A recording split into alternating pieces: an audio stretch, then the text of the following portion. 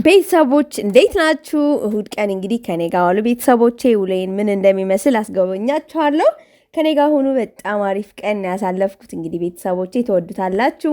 ቪዲዮውን ሲጀምሩ ላይክ ማድረጋችሁ እንዳትረሱ። ለዚህ ቪዲዮ እንግዲህ 2000 ላይክ እጠብቃለሁ ቤተሰቦቼ። እኔ ከ2000 በላይ እንኳን ጠይቄያችሁ አላቅም። እናንተም አሳፍራችሁኝ አታውቁም። ውድ ቤተሰቦቼ እንግዲህ እሁድ ቀን ብዙ ጊዜ እንግዲህ የእረፍት ቀን ነው ይባላል፣ በተለይ ለመንግስት ሰራተኛ ምናምንና እኔ ደግሞ የእረፍት ቀን መቼ ነው የሚለውን አላውቀውም። እሁድ ቀን ይሁን ሰኞ፣ ማክሰኞ፣ ሮብ ሁሉም ቀን አንድ አይነት ነው ለእኔ። በእርግጥ ሁሉም ቀን ስራ ገቢ ነኝ።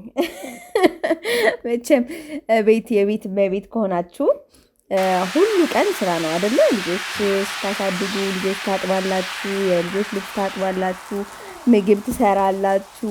በቃ ሁል ጊዜ ተመሳሳይ ስራ ነው የምትሰሩት። የዛሬ ቀን ግን እንግዲህ ለየት ያለ ቀን ነው። ዶሮ እየሰራሁ አሳያችኋለሁ ቤተሰቦቼ። ከዛ በኋላ ደግሞ እንግዲህ እንግዳ አለኝ። ለእንግዶቼ ነው ዶሮ የምሰራው። አጋጣሚ ከአዲስ አበባ የሚመጡ ቤተሰቦች አሉ፣ ለእነሱ ነው የምሰራው ቤተሰቦቼ። እንግዲህ አብራችሁኝ ሁኑ።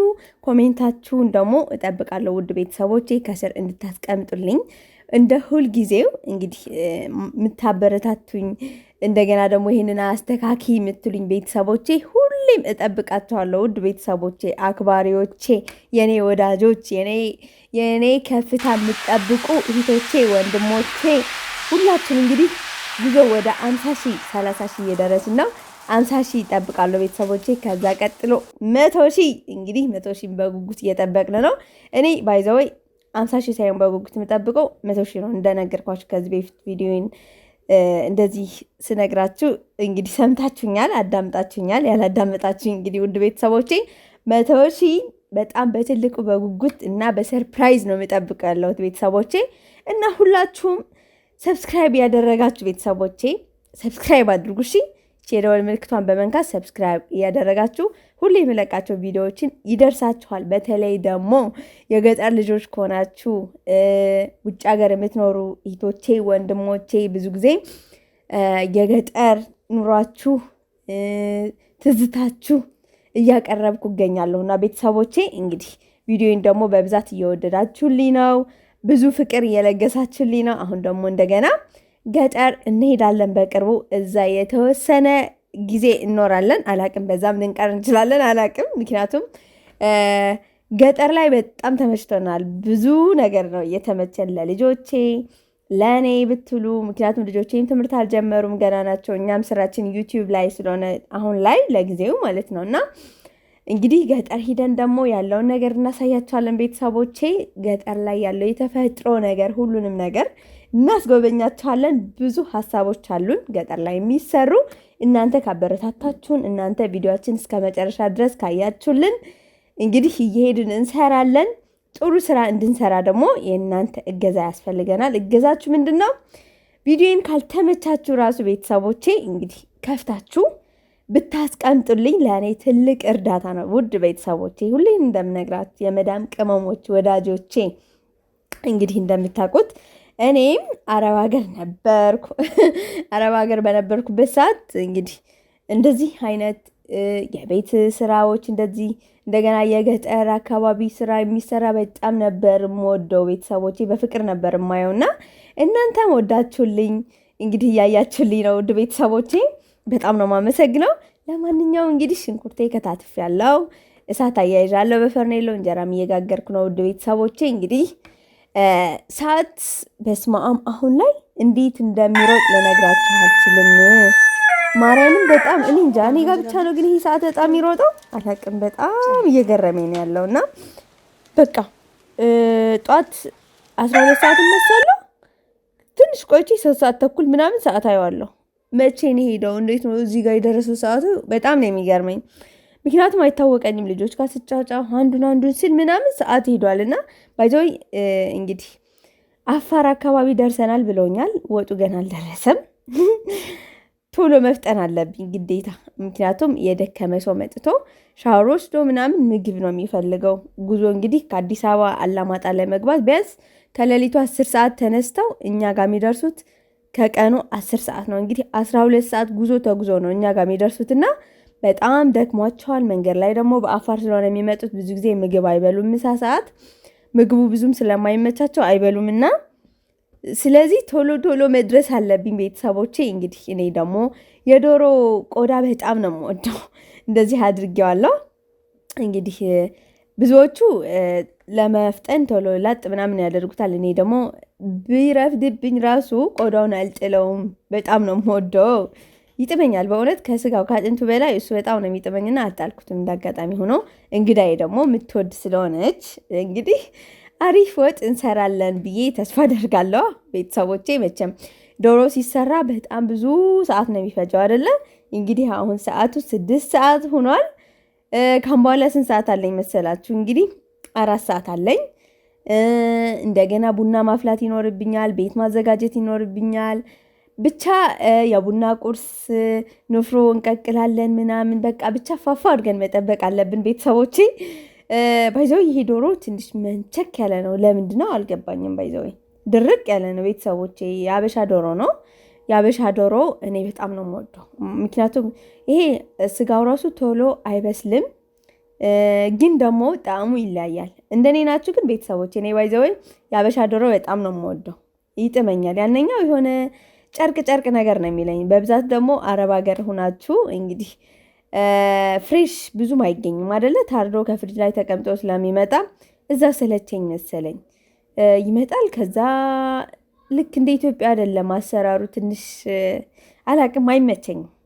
ኢትዮጵያ ውስጥ ዶሮ አሰራር ታውቃላችሁ እንዴት አድርገን እንደምንሰራት እንዴት እንደሚጥም። አረብ ሀገር ላይ ግን ትንሽ የሆነ ዶሮ ነው የምበላው። ምንድን ነው የምበላው? እኔ ድንች ወጥ ብበላ ይሻለኛል። አረብ ሀገር ላይ የሚሰራው ዶሮ አይጥመኝም ባይዘወይ፣ ምክንያቱም ፍሬሽ ስላልሆነ። ፍሪጅ ላይ እንግዲህ አስተውላችሁ ከሆነ ፍሪጅ ላይ የሚቀመጠው ስጋ ራሱ እኮ አይጥምም። ልክ ፍሬሽ እንደ ፍሪጅ ስጋ አይደለም፣ እንደ ፍሬሹ አይደለም። የፍሪጅ ስጋ ማለት ነው አይጥምም አይደል? ልክ እንደዛ ይመስለኛል እና ማይጥመው። የኛ ደግሞ ወዲያውን ታርዶ ወዲያውን ስለሚሰራ እንደገና ደግሞ የአበሻ ዶሮ ዋው ታውቃላችሁ እንዴት እንደሚጥም መቼስ። አበሻ ለምን እንደሆነ ሁሉ ነገራችን። ለማንኛውም ቤተሰቦቼ እኔ በስቶቭ አልሰራም። ዶሮ ስሰራ ብዙ ጊዜ በፈርኔሎ ቁጭ ብዬ እንደዚህ ብዬ ነው መስራት በጣም ወደውና ባይዘወይ። እስኪ ይህንን ብረት ድስት ልንገራችሁ ቤተሰቦቼ፣ ጥንቃቄ እንድትወስዱ በእናታችሁ።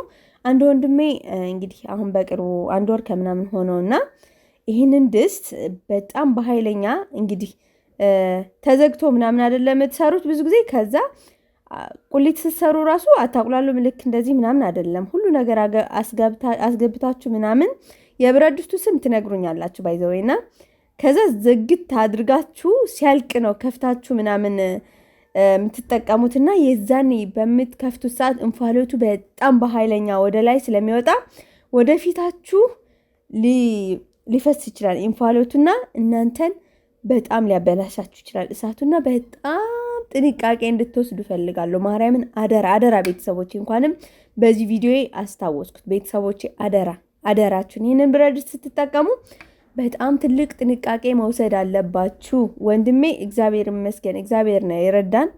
እግሩ አካባቢ ነው የመታው እንፋሎቱ በጣም በኃይለኛ ማለት ነው። ፊቱ ላይ ቢሆን በጣም ከባድ አደጋ ነበር የሚያደርስበትና እግዚአብሔር ይመስገን በትንሹ አድኖልናል። እንግዲህ ምሮልናል እግዚአብሔር ይመስገንና አደራ እህቶቼ፣ ይህንን ብረት ድስት መቼስ አረብ ሀገር ሆናችሁ እንደዚህ አይነት ብረት ድስት የሌለበት ቤት የለም በብዛት። ምክንያቱም ሁሉ ነገር አንድ ላይ አድርገው ስለሚሰሩ እኛ ክፍት ዝግት እያደረግን ነው ብዙ ጊዜ የምንሰራው።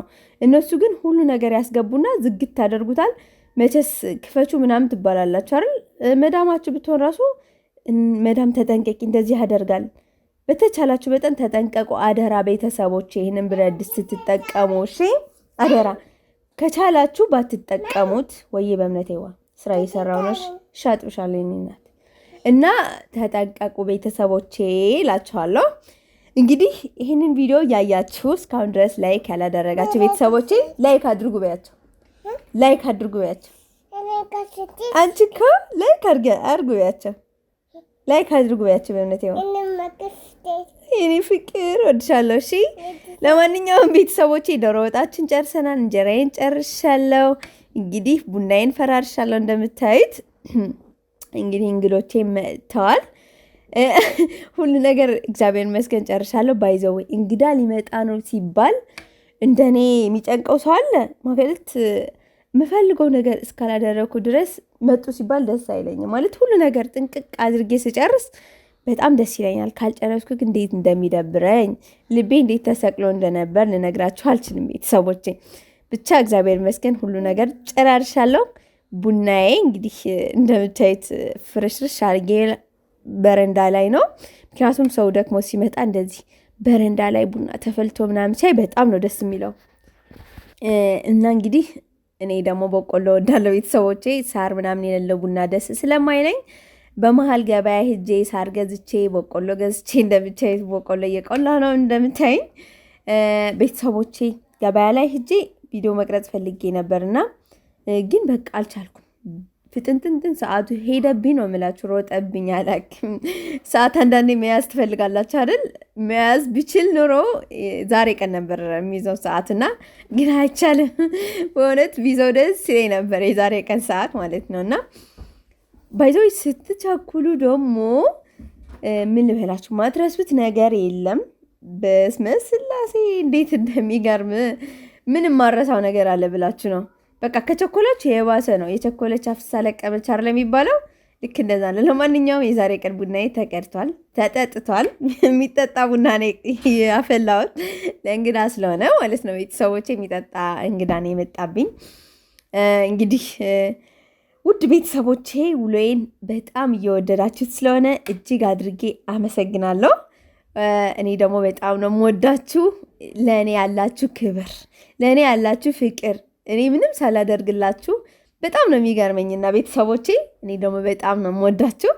እንግዲህ ቡና ጋር ጭስ ደግሞ እኔ በጣም ነው የምወደው። አላቅም የሆነ ቀን ግን እንግዲህ ቡና እንደምጠጣ ተስፋ አደርጋለሁ። እንዴት ነው ያለ ልብስ ማለቴ ሱሪ እንደዚህ ለብሰሽ ቡና ለምዶ የምትቀጁ ቄም ሳትለብሽም ወይ ለዛም እንግዳ ኑሮብሽ ምናምን አትሉኝም እንዴ? ምንም ማድረግ አልችልም። ሰዓት አለቀብኝ ብያቸዋለሁ። ለዛ ነው ቤተሰቦቼ። ለማንኛውም ዶራችን ይችን ትመስላለች። በአጭሩ ነው የተሰራው። አብዛኞቻቸው ቤተሰቦቻችን ጾም ላይ ስለሆኑ እኔ አልጾምም አጋጣሚ እና በትንሹ ነው የተሰራው። ቤተሰቦቼ እንደምታዩት እንቁላሉም ዶሮም ሁሉም ስገዛ ከዚህ በፊት ቪዲዮ ላይ አሳይቻችኋለሁ። እንግዲህ እንደምታዩት እንዴት ነው የሚያምረው። ግን እንግዲህ በእውነት አረብ ሀገር በነበርኩበት ሰዓት ማለት ነው ይሄ ዶሮ ወጥ እንዴት እንደሚናፍቀኝ የነበረው ማርያምን ማለት የሚያቃጥል ነገር በጣም ነበር የሚናፍቀኝ። አለ እኮ አረብ ሀገር ላይ ራሱ ሳውዲ ራሱ አለ የሚያቃጥል ነገር፣ ግን ልክ እንደዚህ አይሆንልኝም በቃ በጭራሽ። እና በጣም ነበር የሚናፍቀኝ። እናንተስ ይናፍቃችኋል? ግን እንደዚህ ብዬ መጠየቅ የራሱ ስህተት ነው። መቼስ የማይናፍቀው ሰው የለም። እና አርሂቡ ቤተሰቦቼ፣ እንብላ። ፍቅር ካለ መቼስ ሁሉም ነገር ይሆናል፣ ለሁላችንም ይበቃል። እንብላ። ጾመኛ ያልሆናችሁ ቤተሰቦቼ መቼም የጽጌ ጾም ጾመ ፍቃድ ነው መሰለኝ። እንግዲህ ከተሳሳትኩ አርሙኝ። አብዛኞቻችን አልጾምንም ይመስለኛል። እኔ ለራሴ አልጾምኩሽ፣ ራሴ እንድቻል ብቻ። እንግዲህ ቤተሰቦቼ እንጀራችንን የጋገርኩት እንጀራ ይሄንን ይመስላል። ይሄ ቆንጆ እንጀራ ወጣችንም እንደዚህ በቃ እንግዲህ እያቀረብኩን ያለሁት እንደዛ ሱራ ራጡዬ እንደዚህ ማድረሴ ራሱ ተመስገን ነው የሚባለው። ብቻ ቪዲዮን እስከ መጨረሻ ድረስ ያያችሁልኝ። እንግዲህ በንግግሬ መሀል የተሳሳትኩት ነገር ካለ በጣም ይቅርታ ቤተሰቦቼ። እኔ ስናገር በጣም በቃ ውስጤ ላይ ያለው ነገር ነው ማወራውና አላቅም ከተሳሳትኩ ለእናንተ ስህተት መስሎ ከተሰማችሁ ይቅርታ። በጣም ነው የምወዳችሁ። ደህና ሁኑልኝ። ቀጣይ በሌላ ቪዲዮ እንገናኛለን ቤተሰቦቼ። ባይ